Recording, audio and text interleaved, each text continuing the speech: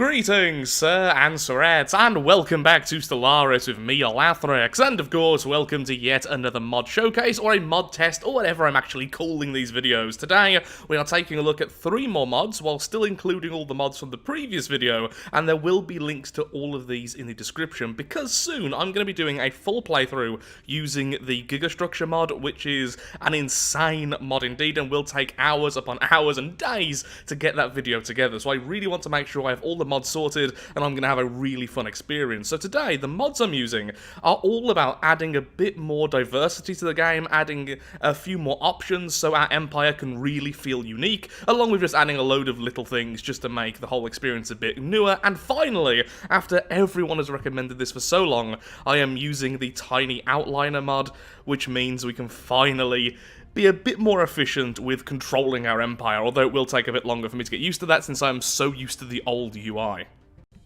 So the 3 new mods I'm using in this video, which I've already kind of hinted at, is first of all the Tiny Outliner V2, which means, well, you'll see very quickly the things that's changed once we get into the game itself, because everything with the UI is just completely uphold to make it a bit easier for me to use.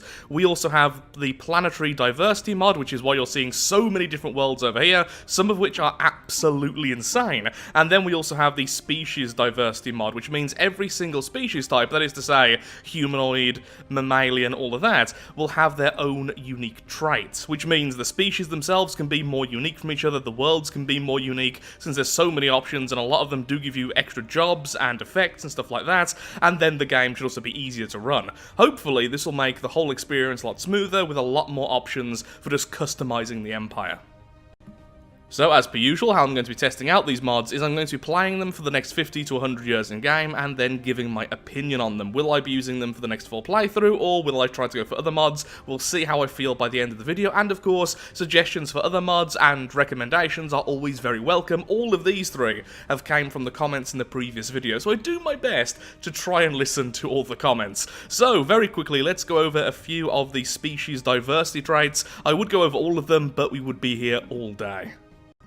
So then, let's have a quick overview of all the different species. I will be going over these fairly quickly, so if I miss something I do apologise. There are a lot of unique traits here.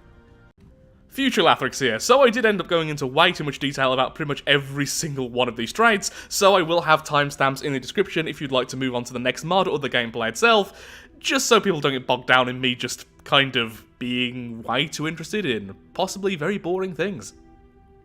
Beginning with the good old humanoids, we have these here. Natural storytellers, giving more unity from jobs. We have adaptive learners, giving more leader experience. We have creative spark, which is pretty much half of intelligent. So rather than giving plus 10% for a 2 cost in traits, it gives plus 5% for only 1, which is actually quite a nice trait, because often you will have just a spare point, and that is really good. So I do quite like that. We have Electrical Masters for a full 4 points, giving plus 30% energy credits from jobs, and each of these does have a full description over on the left, just like all the normal traits, if you would like to pause the video to read them. We then have Willful Architects, giving extra habitability and less housing usage. Melancholy, because this species is plagued with neuroses and self-doubt, giving minus 5% happiness. I feel you, bud. And then we have Free Thinkers, giving less governing ethics attraction. In my opinion, the humanoid and the avian are probably the most boring out of the lot, but these really do fit. Certainly leaning on a lot of the sci-fi tropes of humanoid species, I think these just do really, really well. And again, they're just extra options, which always makes me happy. Next up, I'm going to cover my 2 favourites. First of all, we have the mollusks. Now, with the mollusks, they have something I really, really love straight away: pearls! This species has evolved to produce valuable pearls to protect their internal organs. This is an insanely powerful trait if you build your empire around it. Plus 50% trade value from jobs. Combine this with something like the Ring World and a merchant empire, and your start is going to be so powerful. This also increases your army health by 15%, which will stack with hard shells, which gives an additional 25% on top of that. Now, normally, I'm not a big fan of the army health and army damage stuff, but if you're going for a very early endgame crisis and you're going to blockade them using habitats and such, this can make your habitats incredibly difficult to deal with. They also have Poison Spines for extra army damage, Flowing Environments for extra physics research, which I believe Yeah, it doesn't stack with any of the natural engineer stuff, as it is essentially a double of the natural physicists, but you can still have intelligence on top of that. Again, very powerful for certain builds. We then have tight community for less empire sprawl from populations, which is a double of docile, I believe. Yes, it is. And then we have the negatives, delicate constitution for less habitability by 20%, and lax reactions for 15% less energy credits. So there are quite a few which are just doubles or halves of the traditional traits, but there are a lot of unique ones like pearls here, which I really do adore. Although, of course, that is just double thrifty, it just fits the Empire so well, and it's just something that the mollusks can now do better than any other species. They can be the ultimate traders. So if you have multiple species on a planet of different types, you can see how you can really micromanage and specialize your jobs. Again, I've said a lot today already, really, really like that. The plants with, in my opinion, one of the most fitting thematically of all of these options. We have photosynthesis, giving extra food and energy credits from jobs, because, you know, they are plants. We have cross-pollinators, which is a double of rapid breeders, giving plus 20% population growth speed. And then we have this, soil knowledge.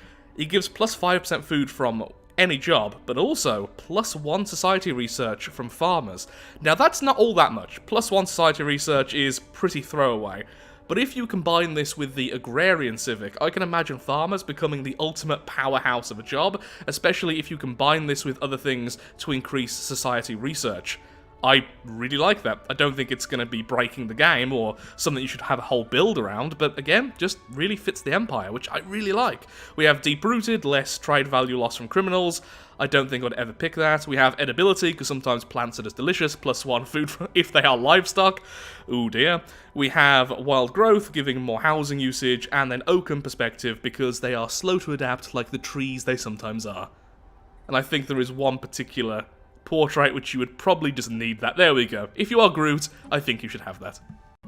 Going to speed things up just a little bit here, because if we do go into detail of everything, we are going to be here all day. So with the reptiles, we have a lot of options here to do with the army. We have extra army damage and defensive army damage. We have extra defensive armies from enforcers, which just combining those two already makes these fantastic soldiers, and having them everywhere. We then have extra adaptability and population growth, more experience gain, less food upkeep, but they are cold-blooded, which again fits reptiles fairly well. They're giving less resource output from everything. I don't think I would ever pick this. It is somewhat brutal. Though it does make sense, because a lot more effort is going into making sure wherever they are is perfectly for their environment, perfectly suited for them, because being cold-blooded, that is a negative. If it's too cold, you can't warm yourself up. If it's too warm, cooling down is difficult. So, more resources allocated for other things. Weak ties, trade value loss from criminals increased by 100%, because they have no honor among thieves. This species holds no qualms about taking from others. I honestly think this should be a little bit more expensive and have some other negative attached to that, because I do like the concept, but it's just, that doesn't really do anything, and I think I would always pick it, because, again, that's such a weak negative in my opinion. Love the concept, could be a bit stronger. Or worse, I suppose. Mammalians, all about being a herd, and all about being very scary, in fact. Herd instinct, less housing usage, more happiness. We have extra army morale damage, we have pack animals giving extra worker output. This I could see being very powerful, especially if you're using a fairly evil empire, using the guilds or something, so you have own populations. That would stack with that. Just putting it out there. Perfect own species here, which is rather horrifying. We have natural armaments giving even more army damage, so I think I may have been a bit too hasty saying the reptiles are the natural army species. Some of these fit really well as well. We have territorial, because of course they are, with less population growth from immigration. Essentially, this is the double version of sedentary, but it is so severe, it might actually be a bit of a problem. And then mammoth diet, they like to eat a lot of food. My personal least favourite, just because it doesn't really fit my kind of playstyle normally, we have the birds, the avians. We have migratory, which is a double version of nomadic. We have birds of a feather, giving extra ethics attraction. We have more engineering research, which I do like. This one's plus 30%, essentially is a double version of natural engineers, similar to the mollusk one with physics. We have flocking patterns, giving less empire sprawl from pups. This is a cheaper version of the other one. We have canopy born, giving a little bit more energy from jobs. And then we have either more consumer goods upkeep or less defense army damage with hollow bones. It just doesn't really fit my playstyle, though I do like this one for extra engineering research, again making them a lot more specialised. If you are really rushing a huge empire with loads of worlds, and immigration would be really useful, especially if you're friendly and have migration pacts, maybe this would be really powerful. It's just not what I normally go for. Do you want to be a bug, but don't want to have those horrible emotions? Well, if you're an arthropod, you now can. With repressed emotions, your populations are no longer affected by happiness. And this goes hand in hand with the caste system, because in my opinion, these both really represent the whole species once being a colony, something like termites or ants or something like that, where it's all about the collective, but not quite a hive mind. They aren't completely controlled by a single mind, but they're close, or at least that's what they evolved from. The evolution from hive-based societies has left little room for emotions such as happiness or sadness for the individuals. Little room left. Words. But the point is, I, once again, love this because I've always wanted a kind of ant-empire which isn't a true hive mind, and this is essentially just that. And then less housing usage and stuff, and more army damage. It's all about them being bugs. Rapid digestion, meaning they eat more food, and fragile organs, meaning they have less of a lifespan and less army health. That means you'd have less stability on planets, but it also makes this a great worker species. Again, which fits the whole concept of them being worker ants. Or beetles in this case. The fungal people next. We have extra lifespan, we have extra relic world habitability, which is very specific. We have this, which is minus 40% consumer goods upkeep. That would be insanely good in my opinion for a sort of utopian abundance empire where you're trying to make everyone as happy as possible and spending lots of consumer goods. That really heavily offsets it. We then have Eaters of Decay, giving less food upkeep. We have Psychoactive Spores, giving loads of extra society research and some extra morale damage. And then we have something which I find really good for this type of portrait, parasitic growth. This species evolved from one which is parasitic in nature, and the natural production of food comes poorly to them compared to simply taking nutrients from other living beings. Which makes sense, considering you are playing the fungus here, not the poor mammal underneath being controlled by it. And then we have Delicate Spores, minus 20% population growth speed, but you do get 4 points back, which is obviously a lot. Essentially, it is double the slow breeders. And finally, lithoids. So lithoids do have some unique traits as well. Although they do have all their usual unique stuff here with the rare resources, they can also have loads of extra defensive army damage. They can have loads of extra minerals, which is really nice for a lithoid species. They can get less unity from jobs for 2 points back, or they can have less happiness for their workers because they just don't care. They are, after all, stone-hearted. Next up, looking at the planetary diversity, hopefully a little bit quicker than looking at all the different species traits, we of course have the usual wet, dry and frozen worlds, but then we also have rare, and there are loads of new ones within each set. Each of these have their own unique little bit of art for the background, which I really like, and then the worlds themselves look different in space, which will certainly make everything look a lot more interesting. But then after all of that, which is already quite a lot, we have the rare worlds. Now, the rare worlds are where things get really interesting. Not only do they have unique jobs, such as if we go over to the salt world, which is this one here, you have the job of being able to refine and sell the salt, giving more trade value, I believe, or something like that, and you also have positives and negatives just as a modifier for living on the world itself, such as extra habitability or perhaps extra resource output in a specific way. There's a lot of stuff here to cover. So what I'm going to do is just jump in the game into a few of these just to give a hint of what these things offer. And what we have is the geothermal world, the karst world, I believe is how it's pronounced. Essentially, you are living in the cave system more so than on the surface. We have the super habitable world, the salt world, the tidally locked world, the primal world, which looks amazing. We have the bioluminescent world. We have aquatic, Megaflora, and Storm. We even have two unique origins which come with this mod, the Megaflora Tree mod, so Tree of Life mod, and the Infecting Planetary Hive. This is only available if you are a Devouring Swarm. Once you get to a new planet, you begin to infect it, turning it into a hive world, although there are negatives until everything is complete. And the Megaflora Tree of Life is just a more advanced version of the Tree of Life, where once again you are converting the world you live on, but you must be a hive mind.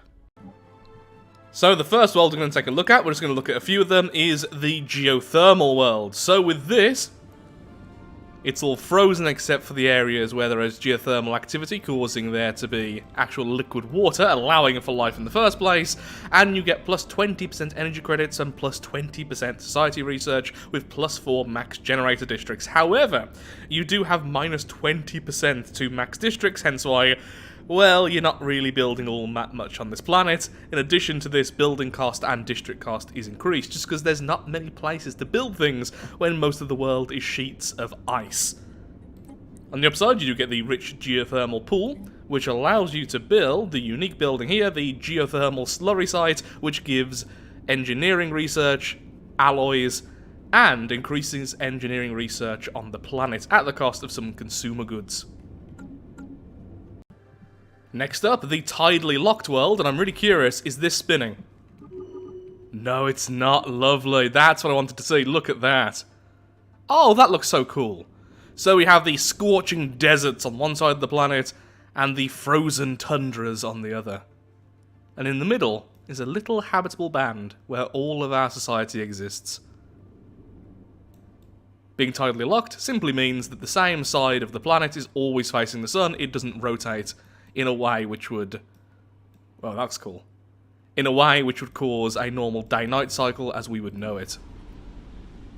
This gives us extra energy and food, which is a bit interesting there. Extra generator and agricultural districts, however less districts overall, so I suppose the concept is this area is really, really perfect. Oh, actually it makes sense, yeah, you'd be able to get more energy from various things which this would cause. The food bit's a bit curious, but I guess just the concept is that band is pretty much perfect for us. But less habitability, less districts, and less happiness.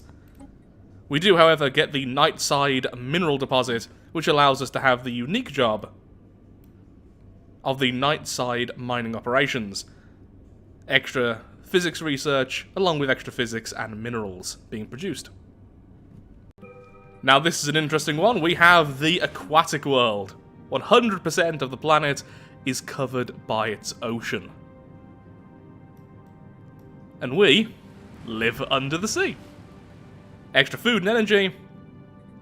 And we get the unique job, well, the unique building of the undersea gas mine, giving extra engineering research. You can kind of see a theme here. Our tropical world is just not lively enough for you. The Megaflora world. Extra society research and minerals, extra mining districts, which is actually not what I expected there. And then extra upkeep for pretty much everything else. The unique building here is the Megaflora construction headquarters. What does that give? That's plus 10%. What now? The final world we're taking a look at, the world where the outer layer is pretty much inhospitable almost all over, but underneath there are countless tunnels in which the Empire lives. Now it turns out though, in the previous world, the Megaflora world, those jobs would give you extra districts at a percentage depending on how many people are working those jobs. With this type of world, we have the Tunnelers Guild, which will give you extra engineering, an extra engineering percentage, and extra amenities percentage, which is a really, really nice set of jobs. In addition to that, extra minerals and engineering research just from being on the planet at the cost of less habitability, less population growth, and less districts overall. Wow, that's a tiny planet then. You'd instantly need to remove all of these, and even then you only get a few districts. So, very powerful with a small population, but you would need to expand very, very quickly. And with each of these worlds, you do get a unique preference, which isn't terrible, but it's also quite specific. You get none of the plus 80% except for your rare world type, and then for instance with this one you get plus 60% with the wet worlds, but then only plus 20% with dry and cold, making them basically useless for this empire. So that is the main cost. You don't get any of the plus 80%, whereas the normal types will give you plus 80% with specific world types.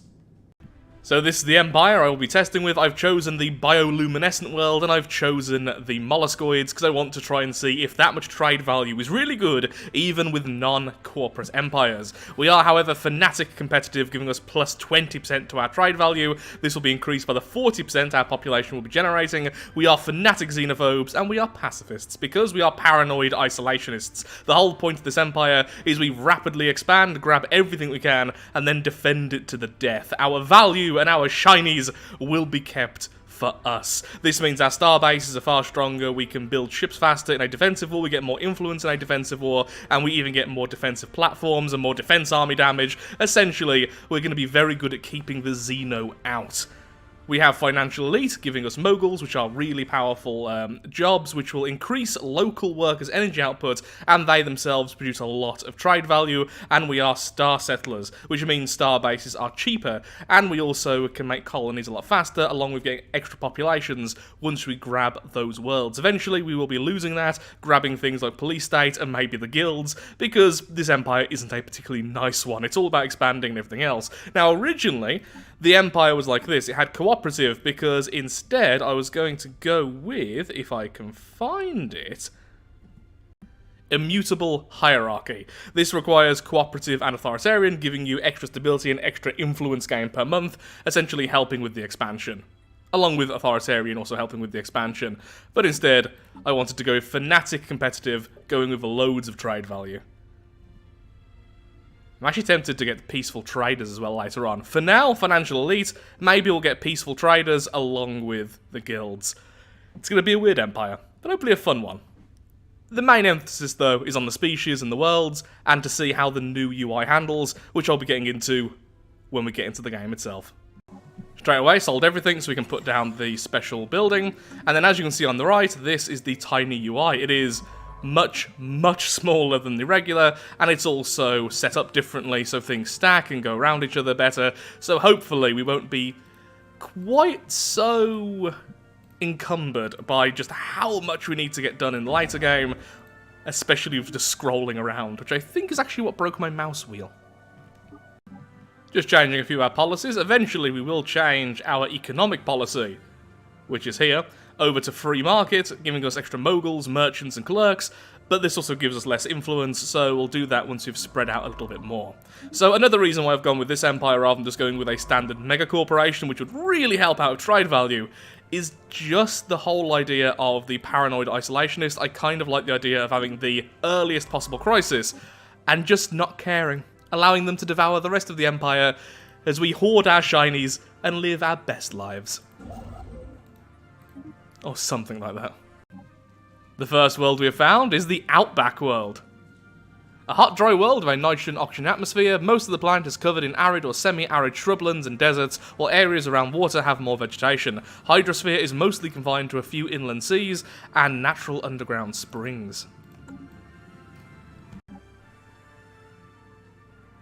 We have our salt crystal traders, giving us loads of trade value. And loads of minerals, actually. That is a really good starter building. And our amenities are off the chart as well. Everyone is very happy in our empire. Even the workers are very happy. The next world is the Oasis world. Ooh, look at that. So the Oasis world is another one of the dry planets. The hydrosphere only supports one large body of water, which has a band of vegetation around it. Rain barely reaches the inland desert that covers the majority of the planet.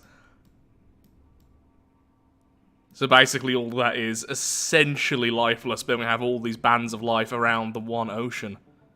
The one polar ocean. Very cool. We have a glacial world over here. Most of the life is underneath the ice, and there are some permanent holes in the ice due to geothermal activity. We have an Antarctic world. Whoa, that looks really cool, actually. Love how that looks. And then we have one more world here, which is a frigid world.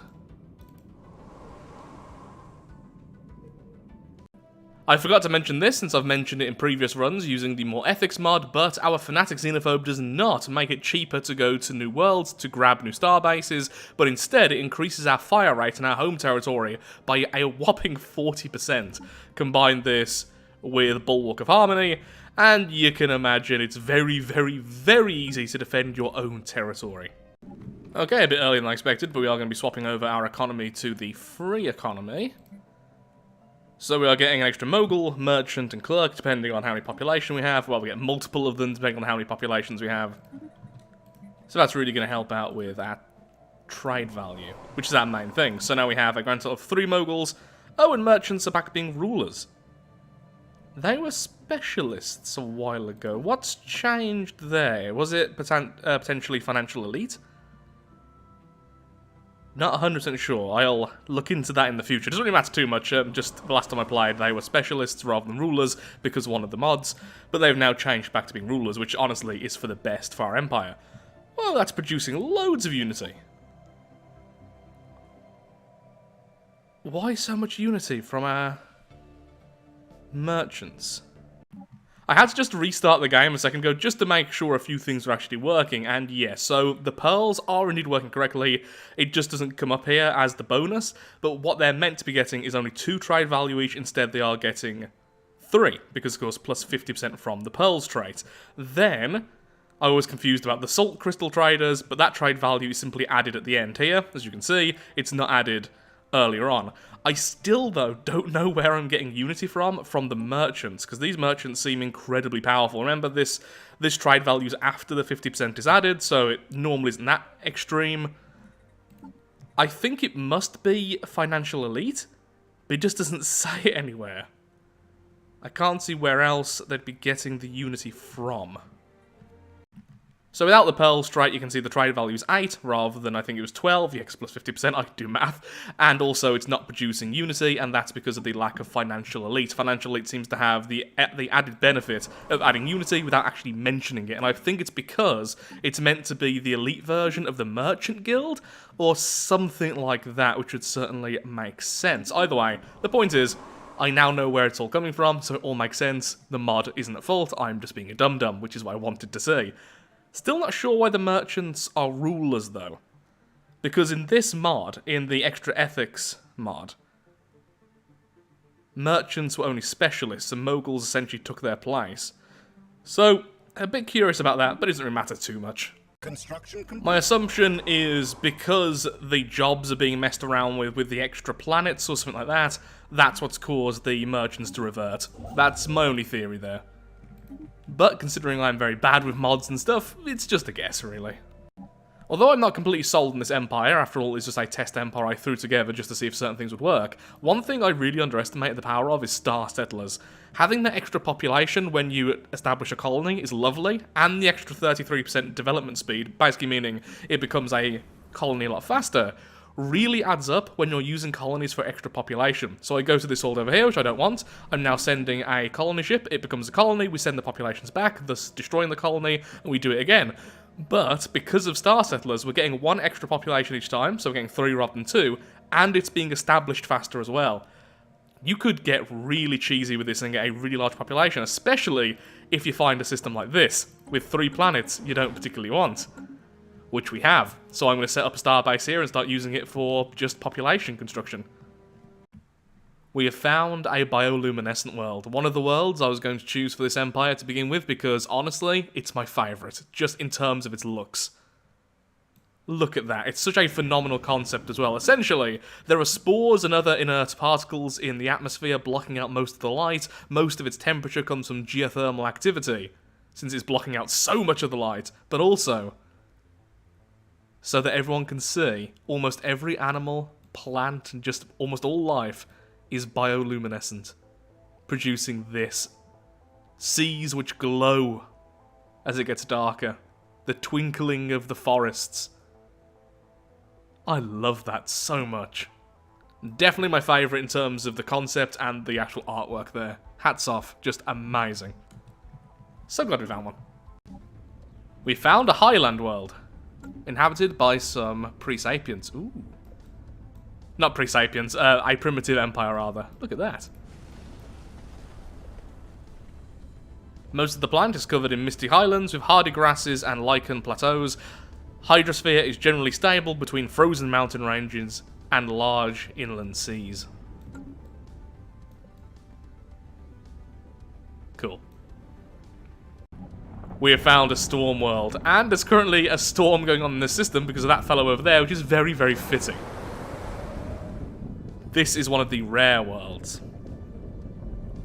The majority of this planet's land masses are found at either pole, separated by a massive single ocean which generates powerful storms year-round. While technically habitable, these land masses can only support a few hardy plants and animals. The majority of the planet's life can be found under the surface of the water. Very fitting the storms going on right now. So here's something interesting. This here, the weather mitigation array. So this is one of the only unique buildings, I think, which needs a tech. Might be wrong there for the planets. And this is for the storm world, which is this one over here, which currently I'm just using to get more and more populations. But still, it's a really cool building. Plus 5 storm engineering jobs. It also increases housing by 10%, just passively, which is really good. It gives 15 engineering, 15 physics research for the 5 engineers, and it gives a base of plus 10% engineering and plus 10% physics research. That makes the storm world a lot better than it initially looks. Well, I think it's about time that I summarize my feelings towards the mods I've been using, and if I'm going to be using them. Overall, massively positive on pretty much every single front. I think the tiny outliner has been really useful, because we've gone so micromanage heavy. Loads of planets, in fact it's been macro heavy, loads of planets constantly being colonized and then decolonized and everything else. Not having to scroll through all of the worlds has been lovely. In addition to this, the starbase is all about science ships and everything else. It was definitely a lot easier and it's a lot neater, it looks better in my opinion, though I am really keen to see the reaction of people in the comments about this because it is going to be a lot smaller in the video, and although I do record at 1080, since I'm not recording at 4K, I do think it might be a little bit difficult to see what's going on because of YouTube's compression, but we'll see how that goes. Planetary Diversity, I absolutely love. It hasn't really been a major part of the run, or really in your face, which I actually quite like because it doesn't change things too much. But I really love the diversity of the starting worlds. It's almost like a whole origin by itself, which is fantastic. And then finding the rare worlds out and about and thinking, shall I colonize them even though this is a really bad habitability, it has all the bonuses and everything else? Love that to bits. So I'm definitely keeping that regardless. And then finally, we have the species diversity. That really didn't come too much into play. I think you can make a more specialized species now. So it did in a way. I mean, if you look at our home world, we're already at almost 350 trade value, and it's not really a super trade value world. Imagine if we were a mega corporation or something. Our trade value would be just off the charts insane. And once you get more species within your empire, that's when I think that's going to really, really come into play, since you can have very specialized species. But even without that, I think overall it was a net positive, so really happy with all those things. Now finally onto the game itself and my empire run. Still not overly keen on the empire itself, but just Star Settlers I have massively underestimated. I'll definitely use again in the future, because I have now combined that with the Yut relic, the starter, the precursor. So new worlds are now getting 4 populations. That's why our home world has 79 people already. It's basically bursting only 40 years into the game. And we could have done that faster. We really could have. We could have cheesed that more by simply having worlds purely for that growth.